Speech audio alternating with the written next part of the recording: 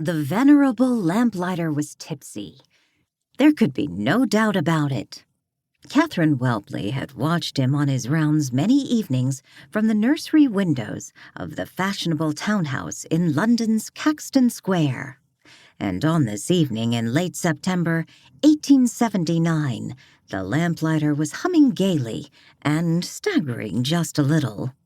He approached the gas lamp, which was just below the second-story window of the nursery at which Catherine was standing, and set the light aflame. He stood for just a moment, weaving a little as he gazed at its yellow glow in its iron frame, with the satisfaction of a man who has done his job well. Then he turned and gazed directly up at the window through whose drapes she was peering, and with drunken gravity swept off his cape and bowed to her. Then he returned his cap to his tousled head of white hair and went on his way along the pavement, a jaunty citizen of the London night. Catherine smiled to herself as she turned away from the window with a feeling of having made a friendly human contact. There were surely not many available to her in this grand house where she was employed as governess to her cousin Hortense's two little girls. The girls, Anna and Dorrit, were now sitting before the blazing fire in the white marble fireplace, playing with their dolls. It was the first peaceful interlude she'd had with them all day. The children had inherited their mother's sullen disposition and their father's arrogance, and it made for a bad combination. She continued to stand by the window drapes in a corner of the room, distant from the two, with the soft glow of the lamp on the center table, only barely reaching out to her.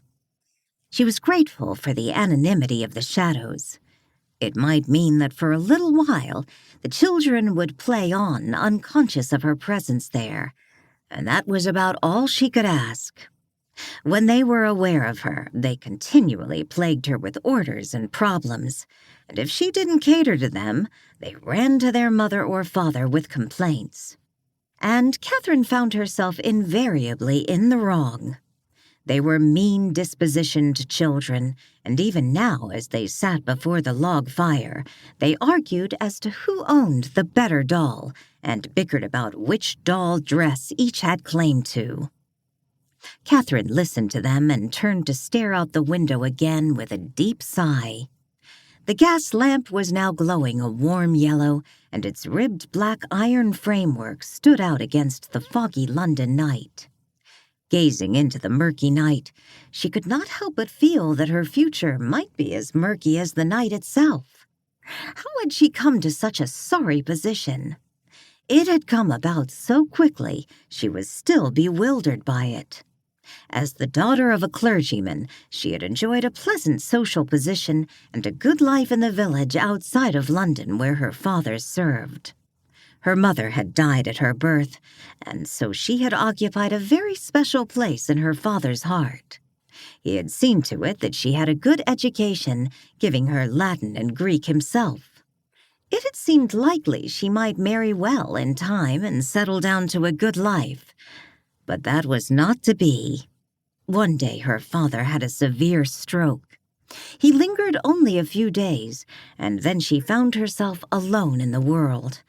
Alone except for her cousin Hortense, who had married Sir James Kirk, a noted London surgeon, and risen in the world of wealth and society. A clergyman friend of her father's advised Catherine to contact this fortunate cousin and explain her plight. The naive old clergyman had said, "I haven't a doubt that she'll be welcomed with open arms by your cousin. It would only be a Christian charity on her part." Reluctantly, Catherine wrote her cousin, and in due time received a reply.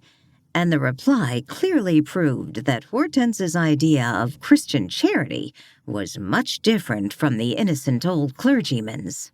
She indicated that if Catherine proved suitable in appearance and disposition, she could offer her the position as governess to her two little girls.